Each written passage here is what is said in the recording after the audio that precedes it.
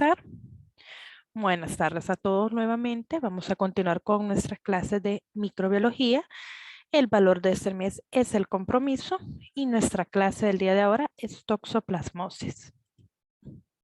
¿Cuáles son los objetivos que vamos a desarrollar?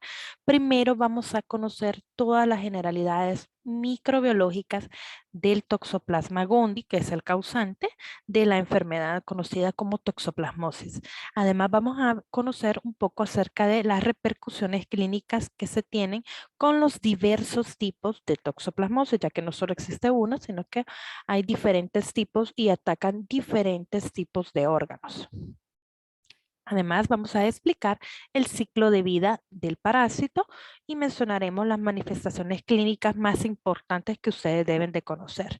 Y finalmente, el tratamiento y las medidas de prevención para evitar tener casos de toxoplasmosis. Primero vamos a hablar un poco acerca de las generalidades.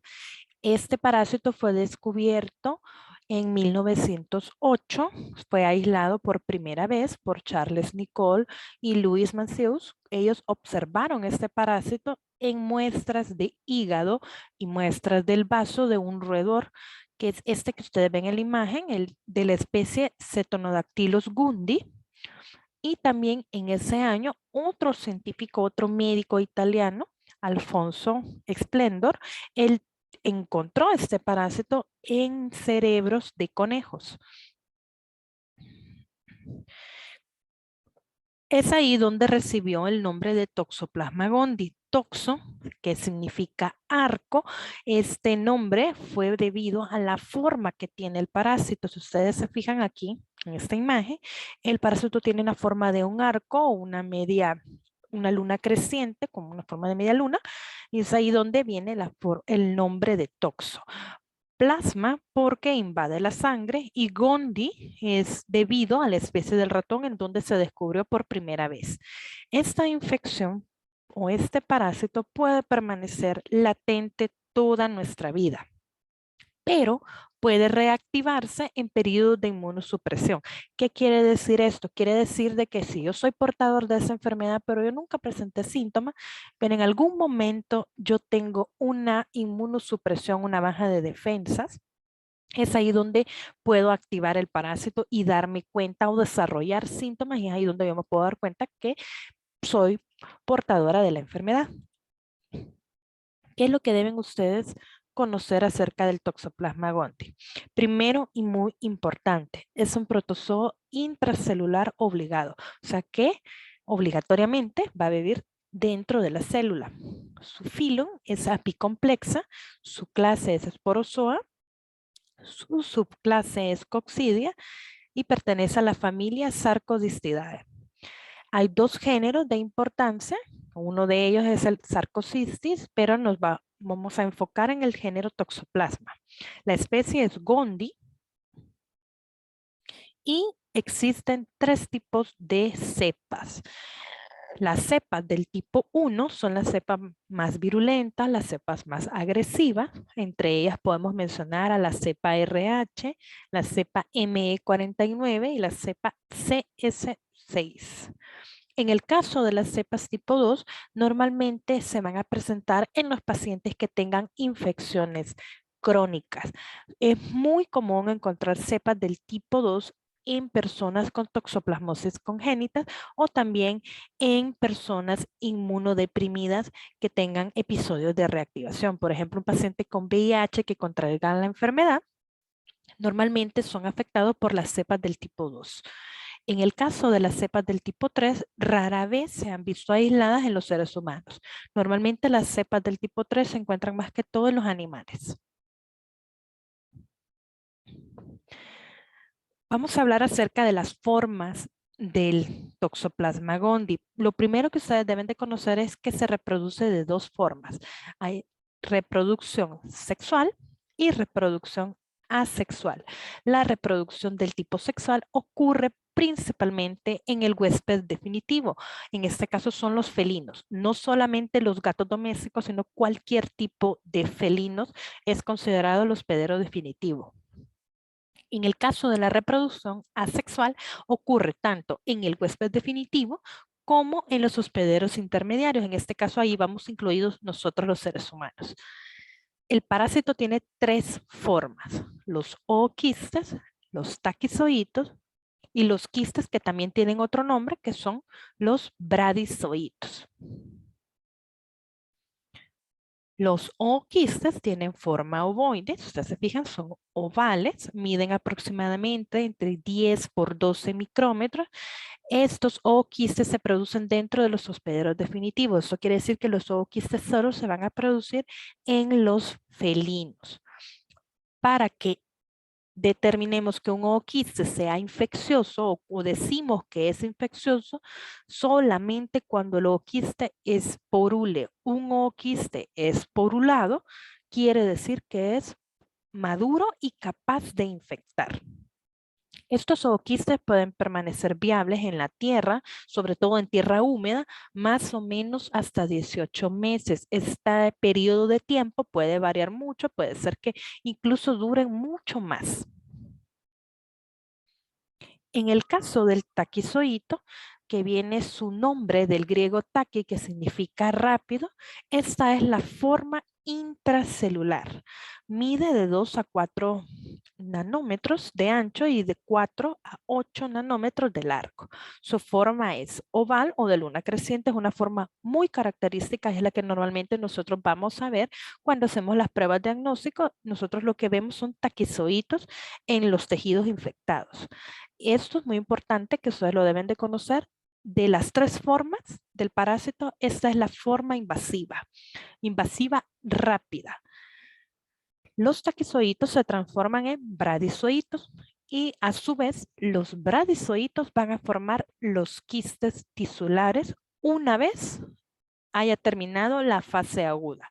Nosotros podemos decir que la fase aguda ha terminado al momento que se empiezan a formar los quistes tisulares. Ahí ustedes pueden observar, esos son los taquizoitos con su forma característica de luna creciente. Y ahora vamos a hablar un poco acerca de los quistes. Los parásitos de Toxoplasma gondii se van a diferenciar en su forma de lento crecimiento. Los bradizoitos es la forma más lenta. No quiere decir que no es invasiva, simplemente es de lento crecimiento y está contenida dentro de los quistes tisulares. Los bradizoitos van a medir entre 1.5 nanómetros por 7 nanómetros. La morfología es muy parecida a la de los taquizoitos, solo que tienen una característica: que invaden ciertos tipos de tejidos. En este caso invaden principalmente cerebro, músculo esquelético y músculo cardíaco. Entonces, ustedes, ¿qué es lo que deben saber acerca de este parásito? Las características principales que hay que tener en cuenta es que los taquizoitos son la forma invasiva, o sea, la forma proliferativa, son intracelulares y de reproducción rápida. Normalmente los taquizoitos los vamos a encontrar dentro del intestino del gato. La fase aguda, en esta fase aguda del parásito, puede invadir cualquier célula, excepto los eritrocitos. Se reproduce por medio de fisión binaria o endiogenia, y la forma de dividirse del parásito, la forma celular de dividirse del parásito, es dentro de la célula madre. Si ya el parásito está dentro del ser humano, los trofozoitos forman lo que conocemos como quistes tisulares, y dentro de estos quistes tisulares se encuentran los bradizoitos, que es la forma de reproducción lenta. Si los trofozoitos se encuentran dentro del gato, ahí es donde ocurren dos fases: la fase sexual y la fase asexual. Aquí los trofozoitos se pueden diferenciar tanto en microgametocitos como macrogametocitos. Aquí, en este caso, pueden ocurrir dos cosas. Los quistes pueden tomar dos caminos. Uno, puede ser que los quistes salgan por medio de las heces del gato, y es ahí donde se convierten en ooquistes, o los quistes tisulares pueden transformarse en bradizoitos. Entonces aquí vamos a ver un poco acerca de la fase sexual y asexual. En el caso del hospedador definitivo del gato, donde podemos ver solamente la fase sexual, bueno, más que todo la fase sexual, los ooquistas se van a liberar en las heces. En este caso, los ooquistas no son infectantes porque no han esporulado todavía, pero se le van a liberar siempre a través de las heces. Una vez liberados los ooquistas, van a evolucionar a gametocitos y van a formar un cigoto hasta convertirse o diferenciarse en un ooquiste infectante. Aquí los bradizoitos pueden diferenciarse ya sea en taquizoitos o gametocitos masculinos o femeninos. Si los quistes o los ooquistes que no están infectantes son ingeridos por cualquier otro animal que no sea gato, ya sea roedor, vacas, aves, cabras, ovejas, cerdos. En este caso, se puede también producir una fase sexual. En este caso de la fase asexual, los taquizoitos se diferencian en bradizoitos y van a formar los quistes tisulares, invadiendo los tejidos como el cerebro, el hígado o el músculo. Si una madre embarazada ingiere estos quistes, puede contaminar muy fácilmente a su bebé. Los taquizoitos invaden prácticamente todas las células del huésped y van a multiplicarse hasta que las células mueren. Y a su vez van a liberar más taquizoitos para que se sigan diferenciando a bradizoitos y volver a comenzar el ciclo biológico del parásito. En resumen, ¿cómo es el ciclo biológico? Primero, lo más importante es reconocer que el hospedador definitivo es el gato o cualquier tipo de felino. Los quistes se excretan por medio de las heces del gato y estos quistes pueden ser ingeridos ya sean por aves, mamíferos, ratones, incluso nosotros los seres humanos también lo podemos ingerir por medio de comida contaminada, agua contaminada, carne mal cocida que esté contaminada. Cuando hablamos de la carne mal cocida es cuando, en este caso, como caen los quistes a la tierra y la vegetación se ve contaminada con estos quistes, y llegan los mamíferos como por ejemplo las vacas y nosotros consumimos esa carne de esa vaca que ya va contaminada, nosotros estamos consumiendo los bradizoitos, o sea, los quistes tisulares. Estos quistes buscan normalmente el sistema nervioso central del ser humano y pueden producir enfermedades sumamente graves, como por ejemplo la encefalitis por toxoplasma. Esta encefalitis por toxoplasma es mucho más frecuente verla en pacientes VIH positivos o en pacientes inmunodeprimidos. Los taquizoitos, en el caso de encontrarse dentro del ser humano, van a dañar las células del hospedador, o sea, van a dañar todas las células del huésped. Se van a multiplicar muy rápidamente y posteriormente dañar los tejidos. No solamente nos podemos contagiar con la carne, también con el consumo de agua contaminada, vegetación contaminada, ahí se podemos incluir las frutas, los vegetales, también los moluscos, mariscos, todo esto contaminado. Por eso es necesario que todos estos tipos de alimentos tengan una adecuada cocción. Eso quiere decir que consumir la carne así sangrosita, rojita, mientras más rojita mejor, no es adecuado. ¿Por qué? Porque no solo usted corre el riesgo de contraer toxoplasmosis, que es un parásito, sino cualquier tipo de enfermedad. Ustedes anteriormente pues han ido viendo que hay diversos tipos de enfermedades gastrointestinales que son producidas en estos tipos de alimentos. Si los alimentos no tienen una cocción adecuada, podemos nosotros contraer cualquier enfermedad. En el caso de una madre embarazada, puede contagiar a su bebé por medio de transmisión vertical. El bebé puede tener consecuencias muy graves en el caso de contagiarse. Bien, ahorita vamos a ver el video, el que les dije acerca del ciclo biológico. Quiero que pongan mucha atención en las letritas que van saliendo, donde van explicando un poquito acerca del ciclo en el gato.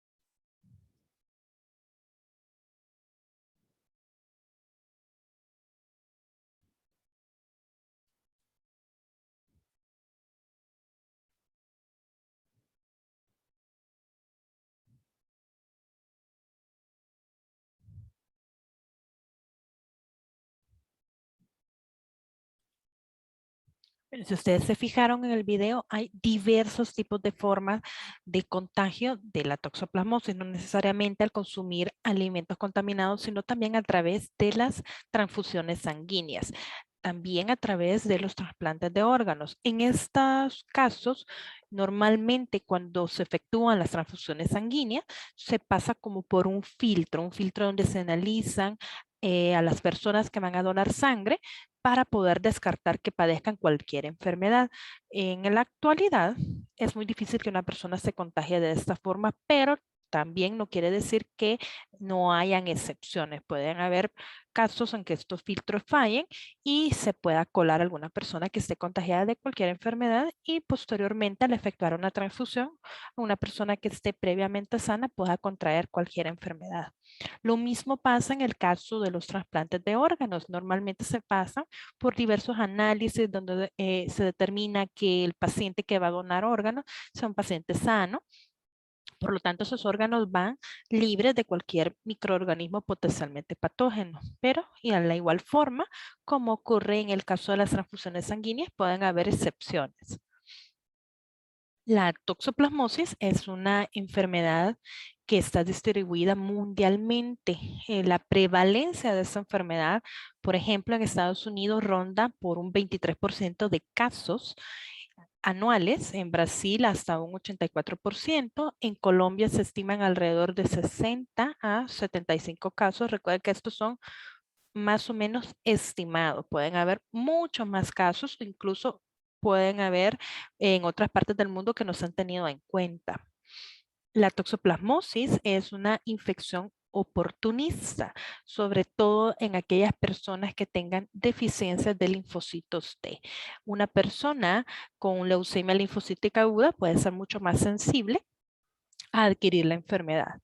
Lo mismo en el caso de los receptores de trasplantes, en los pacientes inmunodeprimidos, como los pacientes con VIH y los pacientes con cáncer, ellos son mucho más receptivos a contraer cualquier enfermedad, no específicamente toxoplasmosis, sino cualquier enfermedad, ellos son más sensibles a poderla contraer. La patogenia de la enfermedad es muy importante que ustedes la conozcan porque hay diferentes tipos de factores que influyen en la infección. Las tres factores más importantes es el tamaño del inóculo, eso quiere decir la cantidad de quistes que se han ingeridos. La virulencia también de las cepas es muy importante porque hay cepas que son mucho más agresivas que otras. Y el estado inmune del paciente en el momento que se ve expuesto a la enfermedad o al parásito en este caso, también influye mucho en cómo se va a desarrollar la infección. El parásito en sí se disemina en diversos tipos de tejidos, como ya vimos anteriormente, y también penetra muchas barreras biológicas, como son la hematoencefálica, la hematorretiniana, ya que hay un tipo de toxoplasmosis que se conoce como toxoplasmosis ocular, y la barrera placentaria. Como ya vimos, una madre embarazada que se contagia puede contagiar a su bebito. La replicación del parásito se mantiene en la membrana plasmática de la célula hospedera hasta que la célula del huésped se muere o se lisa y los parásitos quedan libres para poder comenzar un nuevo ciclo de replicación y posteriormente invasión. Vamos a comenzar con uno de los tipos que es más temido de toxoplasmosis, la toxoplasmosis congénita. En este caso, una madre embarazada puede adquirir la enfermedad durante el embarazo, principalmente entre el primer a segundo mes. Si la madre contrae la enfermedad entre la semana 10 a la 24, en este caso, el riesgo de tener una toxoplasmosis severa en el recién nacido es mucho más alto. En el caso de una madre embarazada que se contagie con toxoplasmosis, normalmente las madres no presentan ningún síntoma. Eso quiere decir que la madre no siente absolutamente nada hasta que presenta una amenaza de aborto o un aborto espontáneo. Hasta ese momento la madre se da cuenta que es portadora de la enfermedad. De lo contrario, no presenta síntomas. Ya en el bebito, pueden ocasionarse infecciones neonatales severas donde existe una triada clásica. O sea, estas tres cosas son clásicos que usted lo va a ver en estos bebitos que están infectados. Podemos encontrar corioretinitis, calcificaciones cerebrales, que normalmente las vamos a ver al momento de efectuar un TAC cerebral, hidrocefalia, que hay diversos tipos de niveles de hidrocefalia, pero también en los lactantes, si no se determina la infección o la enfermedad al momento del embarazo, los lactantes pueden tener otros tipos de signos y síntomas. La coriorretinitis es una, como es parte de la triada. El compromiso neurológico, no solo hay hidrocefalia, no hay solo calcificaciones cerebrales, también los pacientes pueden presentar convulsiones y microcefalia. Estos niños, algunos de ellos pueden tener alteraciones visuales y auditivas, también pueden nacer cieguitos, pueden nacer sordos y hay un signo muy característico que ustedes van a observar en estos pacientes, que es la hepatoesplenomegalia. Esto quiere decir que estos bebés van a tener un abdomen bastante grande debido a que el hígado y el vaso están inflamados. Entonces, la pancita de estos bebitos va a ser bastante grandecita. También vamos a poder observar ictericia prolongada, o sea, van a ver un tinte amarillento que no se quita con los métodos que normalmente usamos. Usted va a poder asolear al bebé y no va a haber ningún cambio. También hay adenomegalia. Vamos a ver que estos niños presentan inflamación de los ganglios. ¿Cómo hacemos nosotros entonces el diagnóstico? En el caso de la mamá embarazada, hay ciertas pruebas ya de anticuerpos que nosotros podemos tomar y que deben de ser de regla para cualquier mujer que se encuentre en estado de embarazo. En este caso se puede hacer la detección de anticuerpos IgG o IgM para toxoplasmosis y nosotros ahí podemos ver si la mamá es portadora o no de esta enfermedad. También podemos hacer la prueba de ELISA a la madre.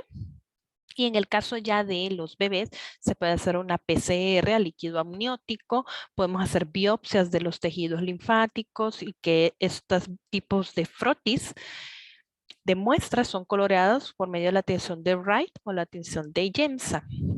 ¿Cuándo me determina a mí que una prueba es positiva? ¿Cómo puedo saber yo que una prueba es positiva? En el caso de la detección de anticuerpos, la IgM es positiva a los 8 días después de efectuar o estar en la infección o fase aguda. La IgG aparece entre más o menos la segunda a quinta semana. Y si la persona recibe tratamiento, si los pacientes que ya tuvieron una prueba positiva reciben tratamiento, ¿en qué momento nosotros podemos determinar que ya la prueba se encuentra negativa?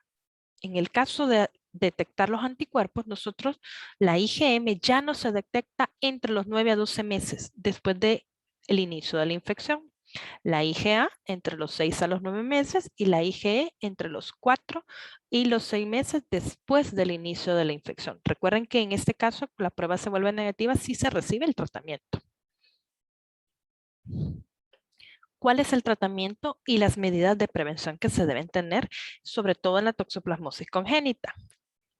El tratamiento normalmente de elección es la pirimetamina y la sulfoterapia. En el caso de que a una madre embarazada se le detecte anticuerpos para toxoplasmosis, se le da espiromicina, que es un medicamento que normalmente no tiene ningún efecto en el embarazo.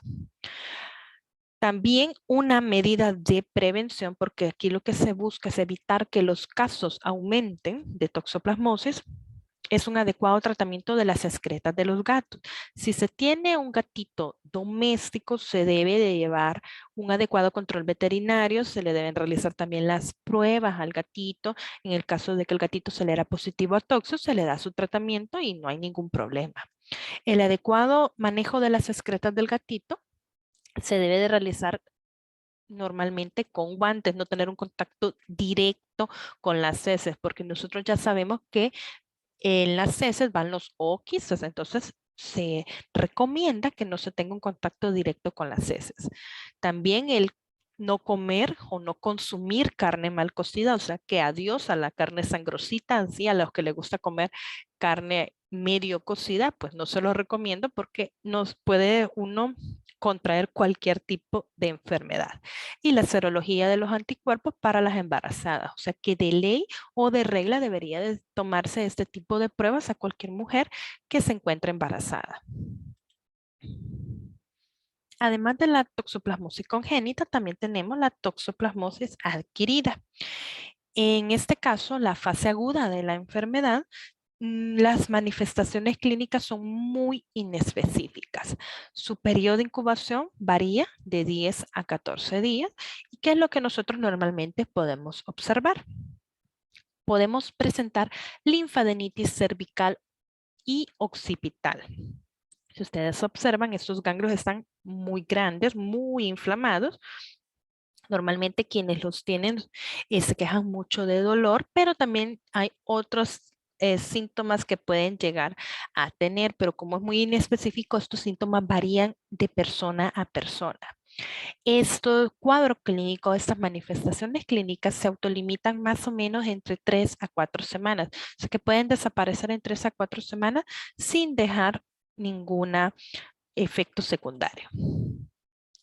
Pueden haber fiebre moderada, exantemas, como ven aquí en la imagen, adenopatías no solamente cervicales o occipitales, sino que en otra parte del cuerpo puede haber inflamación de ganglios. Hay astenia, eso quiere decir que los pacientes, ya sean niños o adultos, pueden presentar decaimiento sin razón, no pueden estar desganados, no tienen ganas de hacer nada. Hay cefalea, el dolor de cabeza puede variar de leve a moderado. Y también puede haber hepatosplenomegalia como síntomas pulmonares, cardíacos, conjuntivitis. Esto más que todo lo van a ver en los niños más pequeñitos, en los lactantes o los niños de una edad pues bastante pequeñita. También la toxoplasmosis adquirida se puede dar en los pacientes inmunocompetentes. En este caso, en este tipo de pacientes hay dos tipos de infecciones. Hay infección aguda e infección crónica. En el caso de la infección aguda, ¿cuáles son los tejidos donde principalmente lo vamos a observar? Podemos observarlo tanto en el sistema nervioso central como en los ojos, corazón, hígado y pulmones. Aquí en la lámina ustedes pueden observar dos cortes histopatológicos, uno es de cerebro y el otro es de corazón. Ambos son cortes histopatológicos de pacientes con VIH ya en su fase de SIDA. Aquí, ¿qué es lo que vemos nosotros? Estamos viendo los taquizoitos. Normalmente aquí, recuerden que en el ser humano en sí, lo que nosotros consumimos son los quistes tisulares. Dentro de esos quistes tisulares van a estar los taquizoitos. Entonces, en la muestra de músculo cardíaco, aquí buscamos los taquizoitos y lo mismo en cerebro. En el caso de la infección crónica, los pacientes normalmente están sin síntomas, asintomáticos. ¿Qué es lo que sucede en este tipo de infección? Como los pacientes no presentan síntomas, ellos son portadores, portan los quistes tisulares y no se dan cuenta hasta que presentan un síntoma como el parásito. Los quistes tisulares tienden a invadir diferentes tipos de tejidos o músculo esquelético, sistema nervioso central, el ojo, músculo cardíaco. Hasta el momento que el paciente presenta algún síntoma es que se da cuenta que es portador de la enfermedad. Mientras tanto, pues no se da cuenta. ¿Cómo podemos hacer un diagnóstico en este caso? Además de las pruebas que ya mencioné anteriormente, podemos también efectuar un hemograma. Y en el hemograma, ¿qué va a haber? Puede haber aumento de los leucocitos o leucocitosis. También hay un aumento considerable de los linfocitos y de los monocitos. Y podemos detectar el anticuerpo IgM. Estos pacientes normalmente no requieren tratamiento a menos que haya un compromiso bastante grave que les esté afectando, como por ejemplo un compromiso cardíaco, un compromiso pulmonar, que normalmente nosotros lo que se debe de hacer es darle tratamiento dependiendo lo que esté presentando el paciente, dependiendo los síntomas que tenga, se le da el tratamiento. Pero si el paciente pues no presenta síntomas, no requiere un tratamiento específico. Luego tenemos la otra forma, que es la toxoplasmosis ocular. En este caso, se presenta una cororetinitis focal necrotizante, que es esto que ustedes ven acá. Es un aspecto algodonoso, más o menos grisáceo, a veces amarillento. Es una inflamación del humor vítreo y acuoso. Las personas que tienen toxoplasmosis ocular pueden tener secuelas bastante graves, pueden perder la agudeza visual, porque si ustedes se fijan, estas áreas de necrosis se ven como blancas o grisáceas, pues pueden llegar a ocasionar incluso un desprendimiento de retina o un daño severo a la córnea del paciente que se ve afectado por esta enfermedad. Normalmente la toxoplasmosis ocular se ven en los pacientes que han sido afectados con la toxoplasmosis congénita, o sea que lo pueden ustedes observar en los niños. En este caso, hay un compromiso bastante visible de la mácula y es muy diferente en el caso de los pacientes con toxoplasmosis adquirida. Eso no se ve. En el caso de la toxoplasmosis ocular, las recaídas son muy frecuentes aunque se dé tratamiento. O sea que en este caso el parásito es bastante persistente, cuesta mucho pues deshacerse de él. Y en la imagen ustedes pueden ver las cicatrices de forma oval en la flechita blanca. Pueden ver una cicatriz y en la flecha amarilla se ven las áreas de inflamación. Entonces, las personas pueden tener daños severos a pesar de tener tratamiento. En este caso, sí pueden tener daños severos en su visión o presentar, como les dije anteriormente, desprendimiento de la retina. ¿Cómo hacemos nosotros el diagnóstico? Podemos tener dos formas, tanto de métodos directos como métodos indirectos. Hay una prueba que se conoce como la de Sabin y Feldman, que nosotros con esta prueba lo que queremos confirmar es si hay presencia de quistes tisulares. Podemos hacer la prueba de PCR. Si ustedes se fijaron, la PCR se deja en casi todos los tipos de toxoplasmosis porque es una prueba bastante fidedigna en estos casos.